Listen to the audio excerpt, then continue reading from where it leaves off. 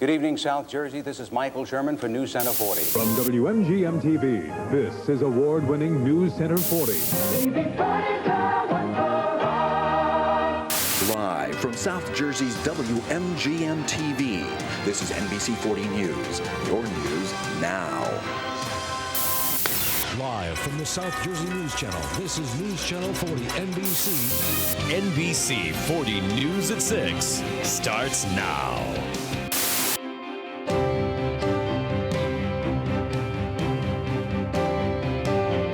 Turkey reports that 7 employees of the Canadian consulate will begin tonight in Summers Point, where a fire tore through an apartment complex. On Sunday, the Eagles out west to battle the Arizona. We carried it over into the beginning of your new working school. Speaking of that weather, where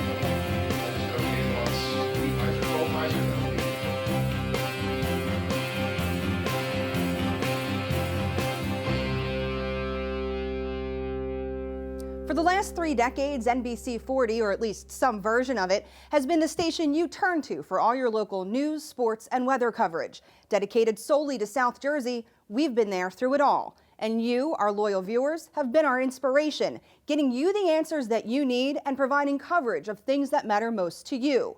From our early days in Avalon to our home here in Linwood, it's been a wild ride. My name is Phaedra Laird, and I'd like to invite you on this trip down memory lane as we listen to stories behind the station. NBC 40 News at 6 starts now. Good evening, everyone. I'm Michelle Dawn Mooney. Good morning, everyone. I'm Jennifer Husko. And I'm meteorologist Adam Rudd. And welcome to Today in South Jersey. Good evening, everyone. I'm Ted Greenberg. And I'm Michelle Dawn Mooney. Good evening, everyone. I'm Jeff Whitaker. And I'm Lisa Johnson. On NewsCenter 49 side. And it's the end of a mission designed to explore inner space. I'm Erica Washington, and coming up, Lou Holder joins us now with sports. Good evening, South Jersey. This is Michael Sherman for NewsCenter 40. And I've got news for you.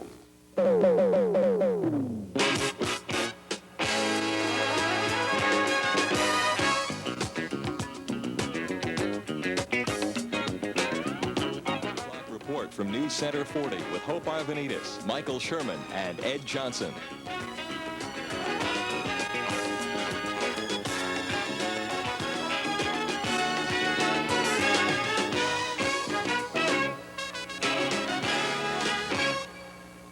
NBC 40, or NewsCenter 40, as it was first known, started here in Avalon back in 1981 under the vision of Howard Green. A well-known broadcaster, Green owned several local radio stations and an ABC affiliate in upstate New York. He began the only network-affiliated television station here in New Jersey, which we know today as NBC 40. The region was changing and growing. It was an exciting time, and for the first time ever, people here had a source to turn to as it was all happening.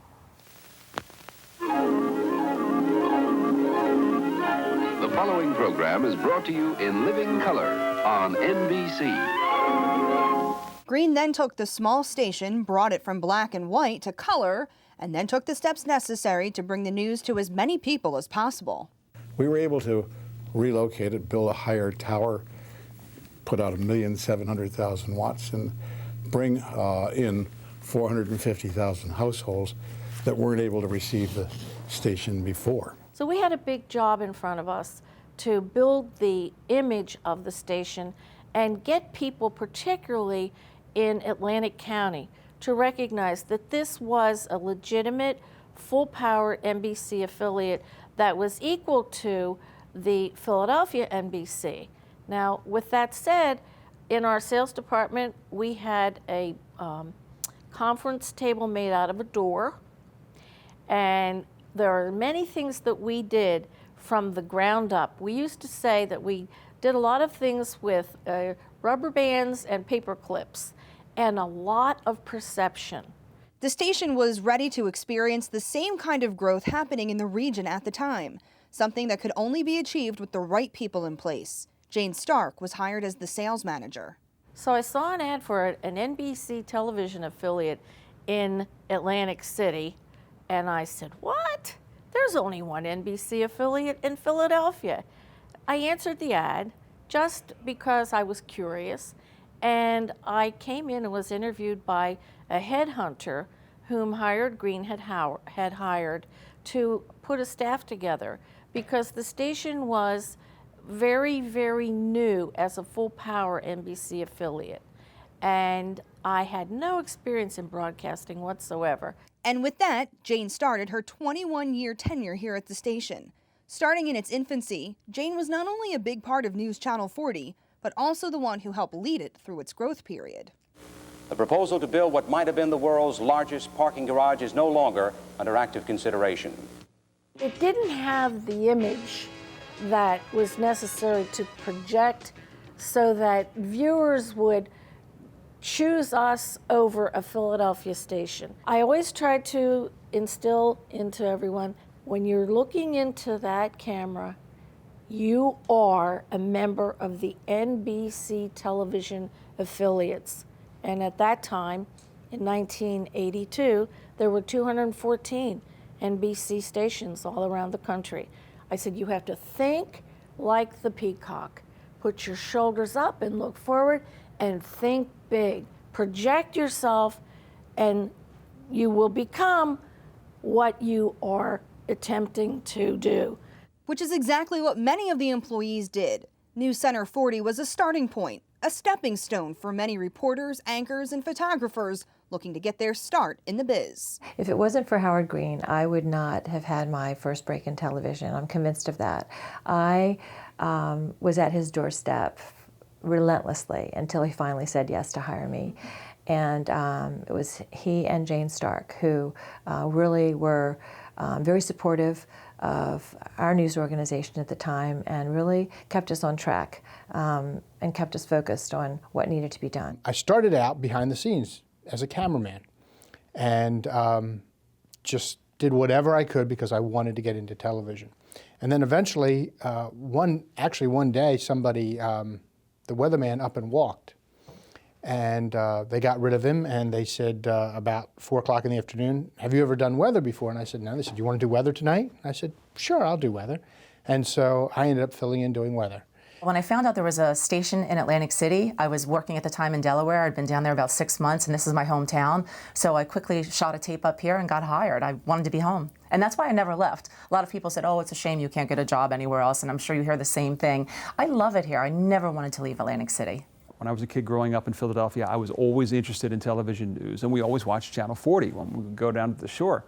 When I was a senior in high school, we're down in Ocean City, and I decided, you know what, I want to go see the station. So I looked up the number in the phone book, and I gave them a call. Who do you want to talk to? What was the owner there? Howard Green. Gets on the phone, doesn't know me from Adam. I tell him who I am, what I want to do. He's like, by all means, come on in. I'm like, awesome. Howard, who loved broadcasting, was always willing to talk shop and took tremendous pride in his NBC affiliate. It was because of him and his relationships that NewsCenter 40 was able to become what we are today. He was just a local broadcaster's local broadcaster. I mean, he was, we talk about like the NBC affiliation here. For so many years, the NBC affiliation was nothing but a handshake between Howard and some NBC executives in New York. He would meet with them over dinner and some cocktails, and they'd say, are we going to continue the affiliation for another year? Sure, Howard, we're old friends, and that's the way it was.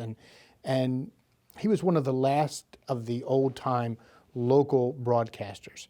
Howard was criticized a lot because he would maybe not buy the equipment that we wanted, or we wouldn't, but Howard knew how to run a business, and he knew how to keep things operational. And for so many years, when economic times were tough, Howard was able to keep things moving, and he was able to know how to move things around with his properties in such a way that he could keep the operation solvent. I think it's fun to see the growth that we've been a part of. Again, I've really virtually been a native of South Jersey, having been here for over 40 years, and just to watch the growth in our local news operation.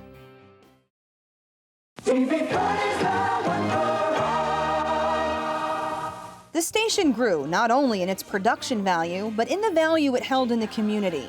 South Jersey had its own source for news, and great teams through the years to deliver it.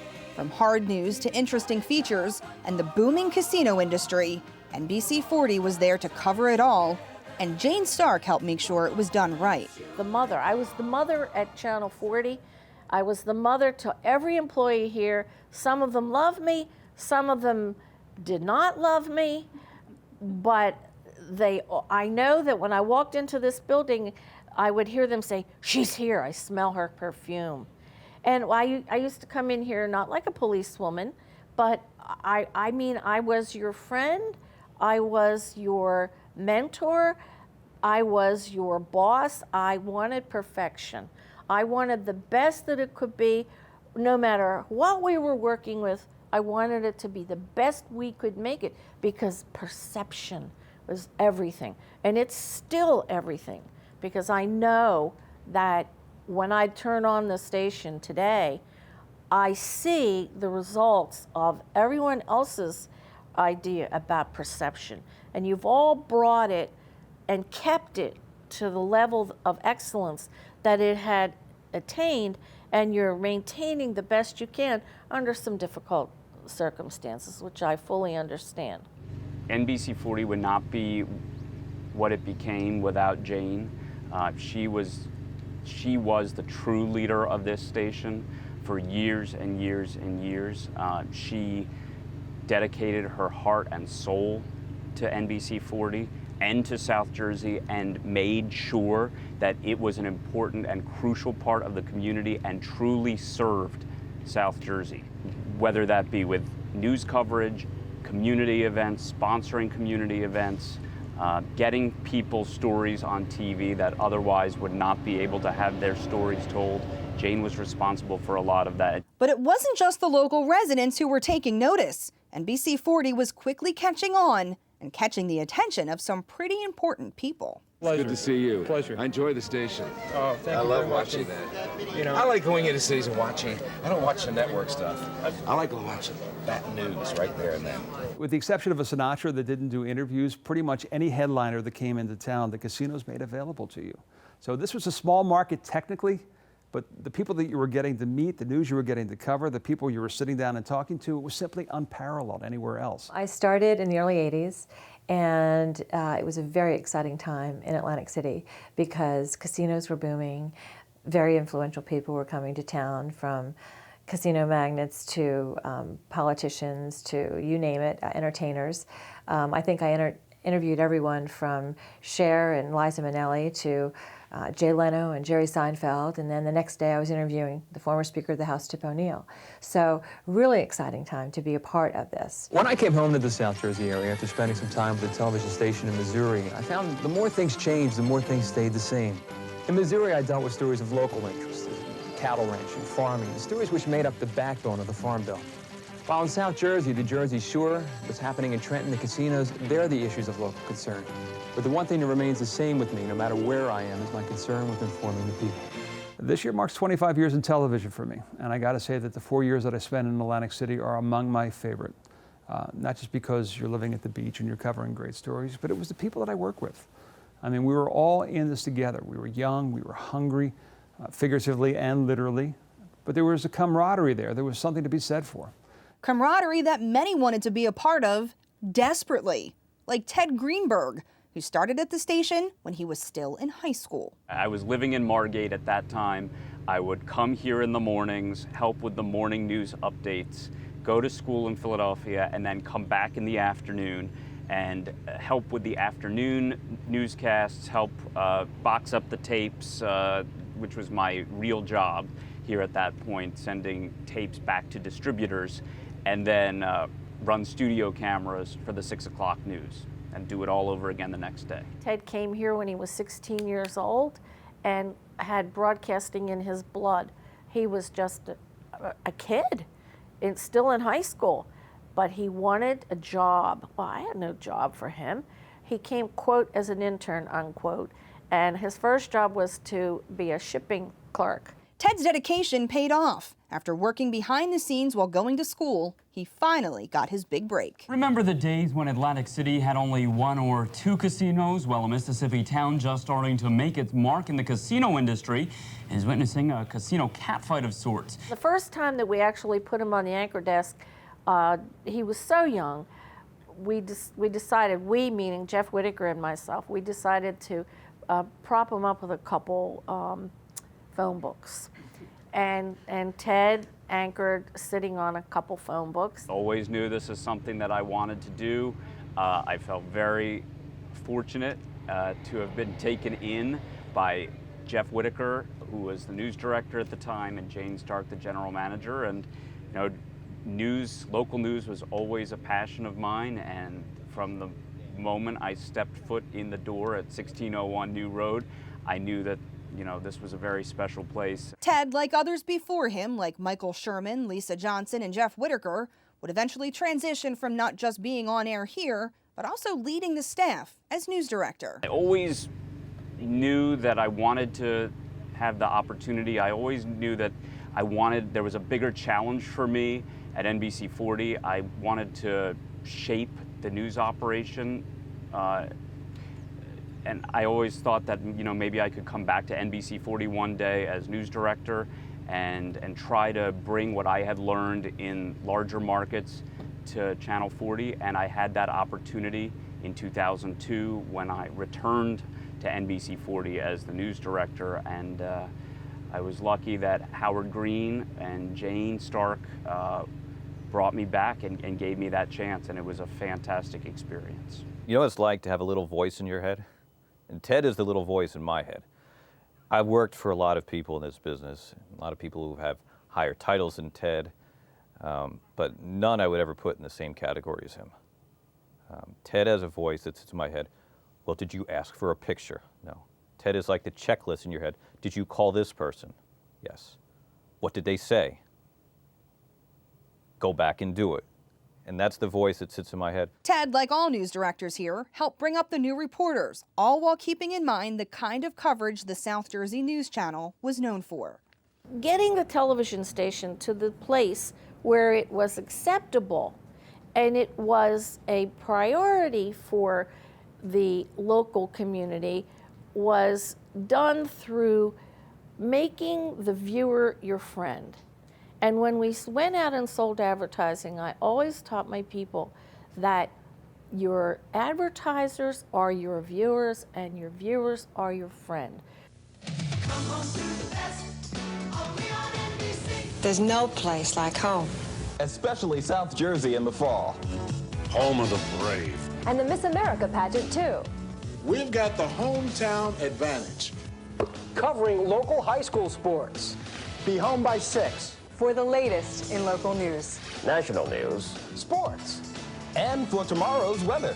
So come on home. Come home to the best. Only on TV 40.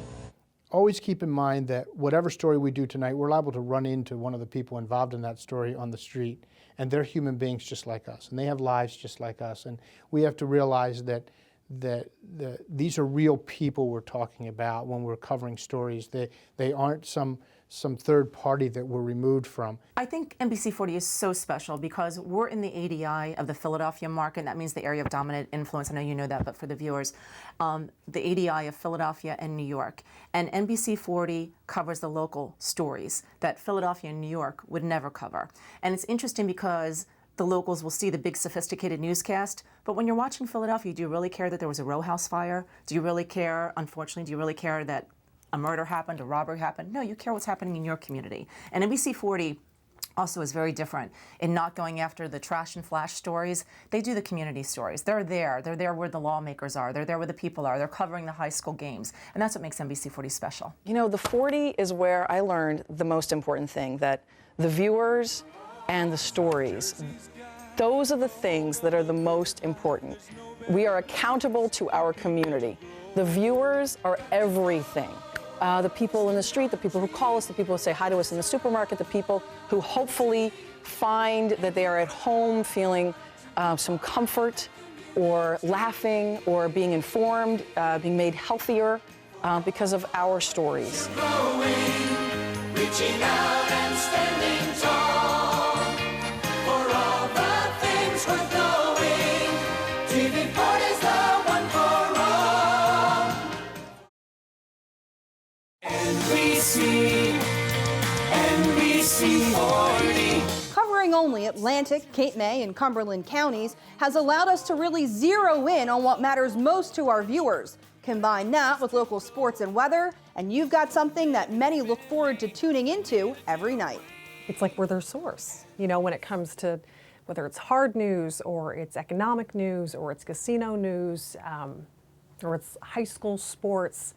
You know, we're a part of their lives, you know, and it's funny. People always say, "Oh, we wake up with you, we go to bed with you." Like it's, you know, people are always tuning in, and now, you know, on the web and social media has just completely taken things to another level. But yeah, a lot of people really rely on us, and it's kind of, I don't know, it's a little, I don't know, makes you really stop and think, wow. I really need to do a good job because a lot of people are counting on you. South Jersey has been counting on Michelle Dawn Mooney for more than a decade to deliver the evening news. The Atlantic County native started here behind the scenes back in 1999, although those in charge at the time knew she'd be a real asset. And Michelle had just been in the Miss New Jersey pageant and had not won. I can't imagine why. She's such a lovely girl. She had wonderful presence. So Jeff and I had a rule. We never wanted to hire females and exploit a female broadcaster based on her physical prowess. And if she was a title holder or a beauty pageant contestant, for us, that was a secondary issue. When I saw Michelle, I saw that she had the talent, and I knew that she was going to be the main anchor and needed to be the main anchor. And when I came as news director, I promoted her to main anchor. It was wonderful, and you know, I always kind of joke, you know, as I said before, we're a smaller station, and you know, everybody knows that, but sometimes people don't understand, you know, how limited we are compared to some of the big guys, you know, and we're so close to Philadelphia. But I always kind of joke that, you know, there are 12 people watching, including my mom, which is a big joke, and we just kind of laugh amongst ourselves. But it always surprises me that everywhere you go, you know, especially over the years, how many people, you know, watch us. And they would come up to me and say, you know, we only watch you because you're the local news. And, you know, I knew I had watched before, and I knew there were a lot of people watching, but there were a lot of people watching, and they're continuing to watch. And I'm so proud of everybody that I've been working with over the past couple of years, because it's been because of them as a team that we're working all together that those numbers have continued to grow, and we have more and more people who are tuning in to watch us because they do love the local news. A big reason for viewers to tune in every day also has to do with weather. Many will tell you that Philly forecasters just can't get it right when it comes to the Jersey Shore. Weather is the #1 reason people tune into local news. I mean, not every person, but ratings do show that, yes, weather, snowstorms, hurricanes, the worse the weather, the higher the ratings are driven. And I think if you go to Philadelphia, and I'm not just singling out Philly, if you go to any big market, you know, they'll have wall-to-wall team coverage on Hurricane Sandy, but so did we, because that deserved the hype. But they'll also have wall-to-wall team coverage, 95% of their newscast dedicated to, you know, 2 inches of snow, which doesn't warrant the hype. And I think the more you hype things up, the less likely people are to believe you the next time a big storm that does warrant the hype comes along. Starting at the station in 2003, Chief Meteorologist Dan Skeldon quickly gained attention, not just because he's 6'5", but because of his warm personality and accurate forecasts. He quickly fell in love with the community and the job. It's a rare instance in this country where you have a true hometown station. I think, #1, we are the only South Jersey news channel. We've had a lot of monikers over my 11 years here, and even more kind of catchphrases to describe NBC 40, clear, accurate, reliable. And I know your hometown station was one of them. And I like that one the best just because you really feel like, A, you make a difference here. You feel like you're part of the community here.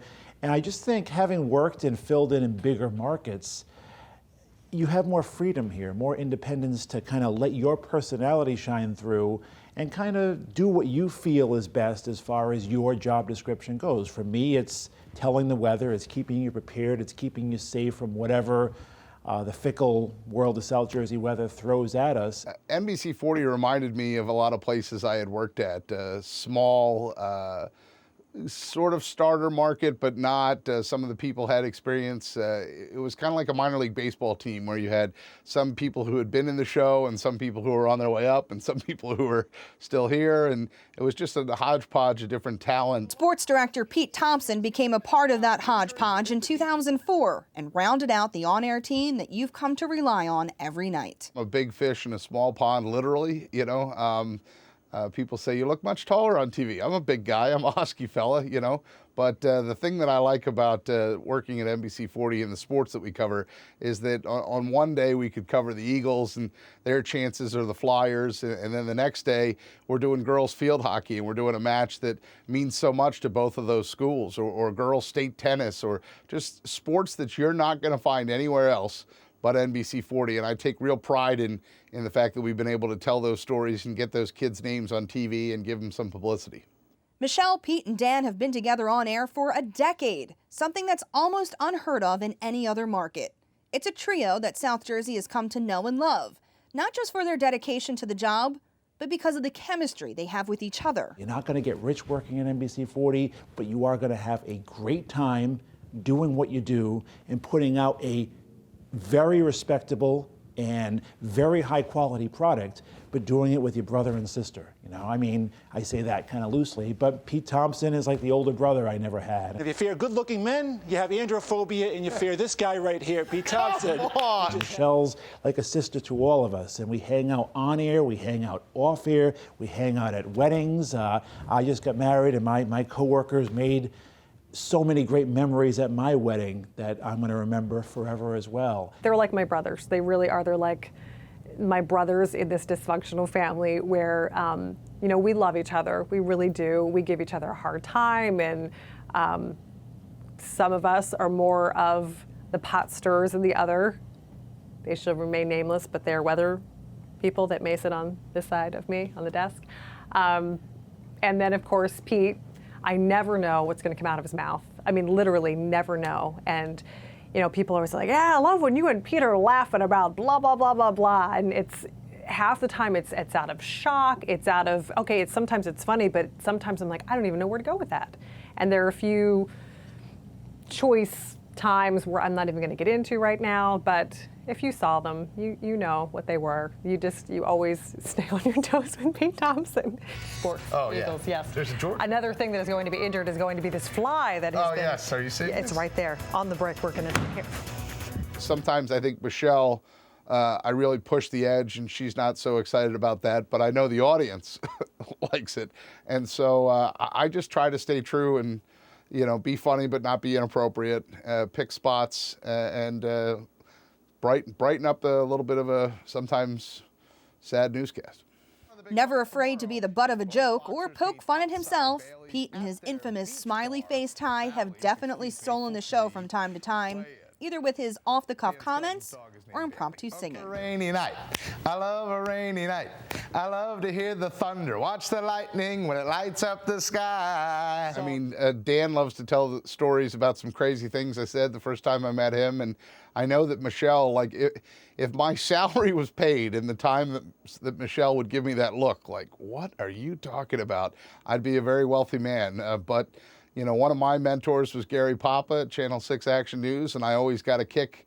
The parts of the news that I liked the most when I was younger, where it was the crosstalk or those parts where you could see for real what the anchors really were like. You know, they kind of broke the mold a little bit and let their guard down a little bit. And so I think chemistry is built, but you know, certainly the chemistry that Dan and Michelle and I have, it's my goal, you know, if it's in a normal setup and the first part of the news has been all depressing and sad news, and then Dan says it's going to rain, I always think like, okay, time for sports. You know, let's bring it up a little bit. And I'm a pretty happy guy to begin with, so that's where I see my role in my relationship with those two, is to try and kind of lift things up a little bit.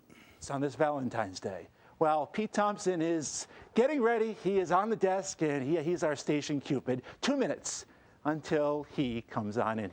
I am. I'm an instigator in a friendly older brother sort of way, because in my family, I'm the oldest of three. So I did instigate and tease in a very friendly, you know, brother-sister sort of way, my younger siblings. And I think I've carried that over to every job. And, you know, I think part of the family is kind of jabbing someone else and teasing and having some fun and all in good spirit and measure. And I can take it too. And Pete Thompson, especially over the years, has given it back to me. And that's something, again, that element of, you know, brother, sister, brother on the news desk. You don't get that at other stations as well. You get that here. And I love stirring the pot. I love it when they fight back and I have the pot stirred on me. And it's all in good fun. And it all makes us closer. It makes us more of a family. And I like how that can show on air too. I would like to think personally that it is different and that I feel like there's just a different connection that I would imagine at other places. And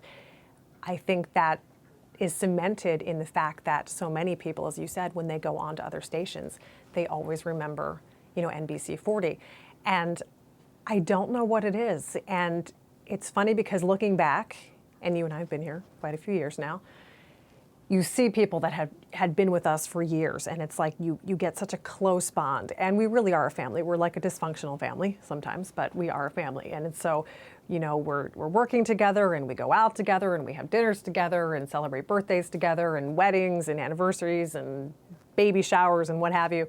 And you think, well, if this one person leaves, it's never going to be the same. And then they do, and you're like, how are we going to go on? And then the new crop of people kind of come in. And it's different, but it's the same in that there's a really just cool, like, family connection. And I don't know what it is. I don't know what the magical recipe is as far as how we're able to do it on an ongoing basis, but it's really cool. And it's one of the best parts, I think, of working this job. It's a magical recipe that somehow NBC 40 has had figured out for years through many different teams. It's what many say is a big part of why so many have continued to tune in through the years. And this was a place that everybody's in it together. Whether you like everyone or dislike a certain person, everyone has the same common goal. I think that when I was here, I don't know, everyone bonded over something. I don't want to say what it is, but we all came together over something. Here at NBC 40, I can be the exact person I am off camera, on camera. And you don't always get that. Sometimes there's a little bit of a, you have to be a little bit fake on air in bigger markets, or the person you see off camera is not the person you see, on your news every night. I think you can be really genuine and be yourself working at a small hometown station like this, which is one of the big draws for me. I don't lose anything of my personality, my ethics, my standards, and my professionalism. When I'm in the weather center forecasting, or whether I'm on the street talking to someone about the weather, or if I'm in front of the camera, I am that same person regardless of the situation. And I think NBC 40 affords me the chance to do that. When we come back, there have been some moments you may have seen before, but we'll show you some never seen before of the funnier side of the news business.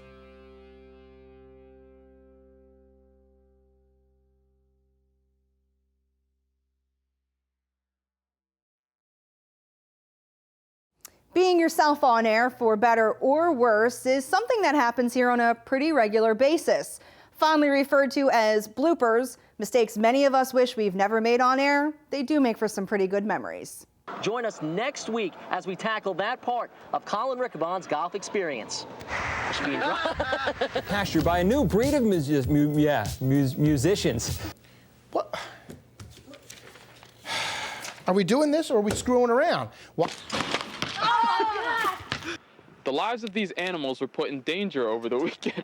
Where St. Joseph's was attempting to become the first men's basketball team. Ooh, got a little dizzy there. Well, Goober is laid back.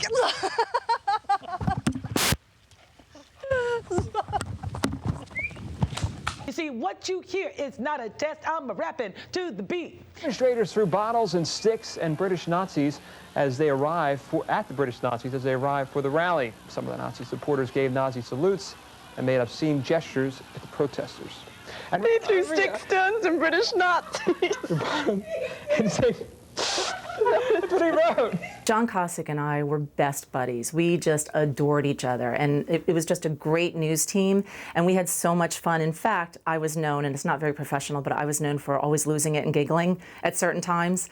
And if we would read a story and it would just get me off, and I'd start like now, just giggling, and I would just lose it, and he would try to stay straight, and then he was the straight man, and he would go, and I just sometimes couldn't help myself. We had a blizzard back in the mid-90s, and many viewers have still to this day remember this. There was a blizzard, and for some reason I thought it would be a good idea to stand out in front of our building on New Road and try to read school closings in the middle of this blizzard live on television. And well, I learned that that wasn't such a good idea because the snow was coming down so hard and the wind was blowing that the papers that I had with the school closing information on it started disintegrating in my hands. And like I'm trying to read these closings and the wind is blowing and almost blowing me down. And maybe it was good television for humor, but I learned don't do that again after that. I slapped myself on air one time, somewhat purposefully, I guess. There was a little gnat, because we had pumpkins decorating the set, and you know how if they're just like one day past when they should be there, the little gnats come. So a little gnat was kind of flying around, and it landed on my nose, and I was doing morning updates, and I didn't think we were on yet. It was still in the commercial, and so it landed here, and I just kind of slapped myself, and I realized we had already been taken. So then I just continued. An armed robbery in Atlantic City, blah, blah, blah, blah. And then I realized people had just witnessed me assault myself. So I basically said, sorry, fly, and kind of went on. I had to work Christmas, and this was my I was excited about anchoring. I didn't want to be an anchor, but I said, this is my day to anchor. I'll give Michelle the night off. And there goes in a teleprompter. I thought I'd read over my scripts, and I see this word, carbohydrate. Proponents of the Atkins diet, a low carbohydrate, high protein diet already are predicting many people will change their diets away from beef. I just kept reading it. I said, this just doesn't sound right. It's like carbohydrate. You know, I've had lights catch on fire near me. I've had flies and all sorts of insects land on my head, nose, body. I've, tripped on air. I'm a little tall and clumsy and lanky with my big feet. I've tripped on camera and on air before. I've mispronounced a few names, a couple of them in a accidentally profane sort of way. Township 46 down towards Highland Beach. I said Highland Beach, and I'll let you infer what I accidentally said on air instead of Highland Beach. Sometimes all you can do is laugh. That's life, right? You've seen many of us laugh, but you've also seen some of us cry. Behind the professional personas are real people with feelings and emotions. Emotions that can sometimes be hard to hide. Welcome back. Before we start the sports tonight at 6, I'd like to take a moment to acknowledge the tragic loss suffered by the Mainland football program 10 days ago. As a broadcaster, it's my job to stay neutral, to try and not offer my opinion on things, but rather report them as they occur. But in this case, I hope that you'll allow me just a moment of commentary. Nick Connor, Edgar Bozzi, Dean Corey, and Casey Brenner are all gone too soon. The Mainland Boys was the hardest story I ever had to do. It's the closest I've ever come to crying on the air. My thoughts and prayers are with the families, friends, and teammates. All of us here at NBC 40 extend our deepest sympathies and sorrow for your loss. Nick, Edgar, Dino, Chedabob, rest in peace. I did get choked up because I knew those boys personally, and I knew what it meant to the community. I knew what it meant to me personally. I couldn't imagine what the parents were going through. Like I said earlier, most of the time in my part of the show, it's sort of happy-go-lucky. And so for real life and tragedy to get involved with my part of the show was very difficult for me because I'm pretty much wear my emotions on my sleeve. I mean, you know what I'm thinking most of the time. And so that easily, in my 20 years of local television, that's the hardest story I've ever had to do. As you know, and as so many people that I work with know, I am very emotional, and there have been a number of times where sometimes my emotions just get the best of me. And that's been something at first, to be honest with you, I was embarrassed. I I remember doing a story about 9/11, and I had gone to Ground Zero, and it was just unbelievable. And it didn't hit me until after I had gotten back, just the raw emotion of what it was like being there. And I remember doing a live shot with the anchor on the desk at the time. I was still reporting, and they had tossed back to me, and they were kind of asking me a question following my story. And they asked me to describe the scene, and as I was describing the scene, I broke down. People lining up the streets at various corners, handing out water bottles to police and rescue workers, clapping their hands and holding messages of thanks for the heroes. So it was very, very touching indeed. I just started crying, and I was so humiliated and so embarrassed. I remember calling my mom right after, and she said, no, it's natural to show emotion. And I remember getting a call from a gentleman who was on this bus. It was actually a jitney that we took a group of jitneys to go up and feed some of the FBI guys and women in New York City who were working on the investigation.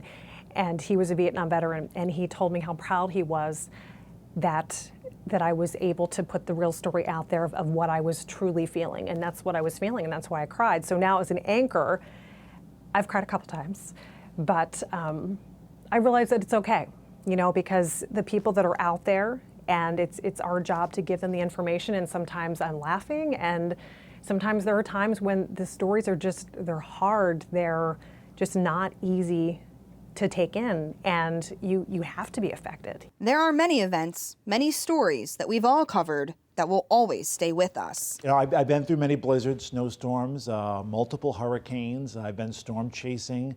I've seen a lot of devastating weather in each of the 4 seasons in different parts of the country. But I mean, Hurricane Sandy, as a forecaster, was by far the biggest event in my life. And we all saw the destruction where the ocean did meet the bay, up towards parts of Ocean and Monmouth County. Farther north you went, the worse the damage and destruction was. Hurricane Sandy, as a resident of a barrier island and seeing, my possessions, and didn't lose my house, but lost a lot of possessions, being personally impacted, being professionally impacted, and also just the impact of the community which I called home for, a decade, and the community that I loved, and seeing all my neighbors impacted.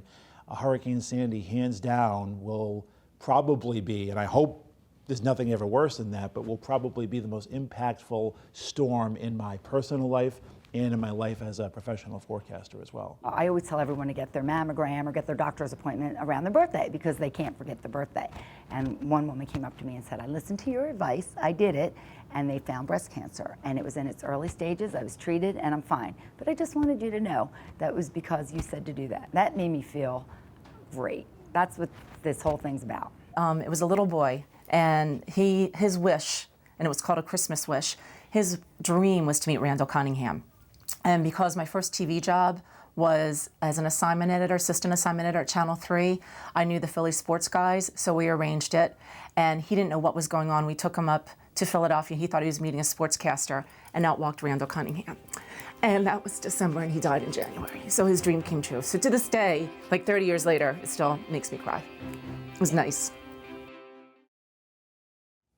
Many who moved on to bigger and better things still remember their time here at NBC 40 fondly, and say it not only helped shape who they were as professionals, but as people. I don't think I would be where I am right now as the Jersey Shore Bureau reporter for NBC 10 if I had not spent all those years at NBC 40. It certainly gave me the foundation for all of my news contacts and being a familiar face to people here in South Jersey. Hopefully, from my time on NBC 40, people were able to trust me as a news reporter and a journalist in this region. And without that time, without all those years on the air in South Jersey on NBC 40, I know I would not be where I am today on NBC 10, covering the same exact region. And it's a dream come true for me. This is what I always wanted to do. It was a natural transition to go to the Miss America organization as an executive there, because I was helping the women who competed in the program to bring their passion for helping others on the national level. So that was really an easy transition for me, especially having the exposure to interviewing influential people. Miss America travels the country interviewing and speaking with very influential people. So it really was a stepping stone for me. NBC 40 and my media experience has definitely led me to where I am today as the president of my own media relations agency. It's amazing, you mentioned earlier about contacts, and I can pick up the phone and I can call the governor's office. I know all of the media in Philadelphia because I briefly worked at NBC 10 and then now from my role in PR. I know national media because of my role at Revel and different clients. So being a former newscaster has really transitioned well into public relations because I know what the media want. I know the stories that they're looking for, and I know how to work with the media. I know to anticipate your needs. So it's really helped to transition me. Being at NBC 40 really just kind of reignited my passion for the news business and really helped me realize this is what I wanted to do with my life, and this is the job I wanted to have, telling stories, working with other people in the news business, and just getting to see everything that happens in the city I live in firsthand. And I've had a phenomenal opportunity here in Cleveland and a chance to do some great stories and interview some big people. And one of the biggest being last year when 3 girls were discovered after being missing for 10 years, held captive in a Cleveland home. When I was out there that night, the interview that I did with a neighbor who helped rescue them, Charles Ramsey, turned into an internet video viral sensation, has close to 20 million views. What was the reaction on the girls' faces? I can't imagine to see the sunlight, to be around people. I knew something was wrong when a little pretty white girl ran into a black man's arms. Something is wrong here. Dead giveaway. Most memories here compared to any other place I've worked. The entire time I went to Vermont, I kept talking about my time in Atlantic City. I made this place look like it was like the greatest place on earth. So for those 2 years, I wish I could do them over again. It went by like that. But not everyone looks to make the jump and move on to different television markets or professional ventures. Some are quite content living and working where they love. Being born and raised in this area, of course, you have the connections with family and friends. And I think I'm one of the few people who has not looked to jump on to the next level because I have been happy here, but I also have other aspects of my life that I love working on. I love music. Music has always been my passion, and because of what I've done here at NBC 40, I've been given some great opportunities to be able to do things with my music. I was able to sing for the 76ers and the New York Jets, and I used to sing for the Surf Games and the Boardwalk Bullies when they were still here. So I've made some great connections, and it's really helped me kind of get to the next level when it comes to my music, and I love the fact that I'm able to do that on a somewhat regular basis, even performing at a lot of different veteran ceremonies especially, and they always ask me to sing the national anthem, and it's such an honor, first of all, but it also allows me to kind of balance 2 of my passions. I grew up in South Jersey. In the early years, of course, like everyone else in television or anyone else in radio, I started here with the aspirations of moving on to bigger and better things. And what happened for me was I got to a place where I was news director and I was anchoring at the same time. And I spent some time with Larry Kane, who was a huge television personality in Philadelphia, and I met with him once, and I said, looking for some advice, and I said to him, what do you think I should do at this point? And this probably would have been in the late 80s. And he said, well, you're in a strange situation right now, because wherever you go, you're either going to have to back off and become a reporter and back off the anchoring for a little bit to get to a bigger station and do away with all the responsibilities you've had as news director, or you're going to need to go all management and not go on the air at all. He said, so you've got to make a choice what you want to do. And so I met my wife and decided that I really wanted to stay in this area. I didn't want to move, and that I wanted to get married. And so it was one of those things where I was kind of caught in the middle of things. So I just ended up staying. Not a lot of people that stay in a job that long, but when I came down here from the Philadelphia area, I just loved it. I loved the people, I loved the town, I loved the area. I couldn't believe I was 2 blocks from the beach. And I had gone to the beach my whole life down here. I was actually working right across from the beach. And I thought it was just a great place to be, great place to live. And it's been a wonderful ride with NBC 40. I always said I would work at NBC 40 and I would be very happy here for the rest of my life if I, A, respected the product, and I always have, and B, if I have the freedom to do the job the way I think it should be done. And I've always had that too, from management and the full support of both my managers and the community. Well, the man who started it all, Howard Green, passed away in 2002. This station and its place in the community continues, while still maintaining his vision for how news is covered. I think he would be proud of where NBC 40 has come today and what it's represented in the community, and just the way it's become such a standard bearer. Hallmark said, when you care enough to send the very best. And I always felt like we cared enough to try to do our very best. And that, our very best, reflected out into the community. It made people become constant viewers, and it made people want to advertise and want to be on Channel 40. You know, NBC 40 has always been an important part of South Jersey, an important part of the community here.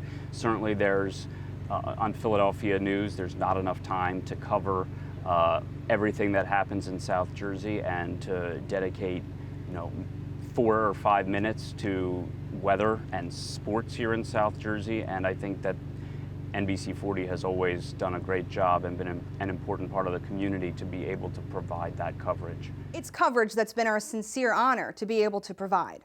Like anything in life, this job has its ups and downs, but being a member of the NBC 40 News team has been a great honor.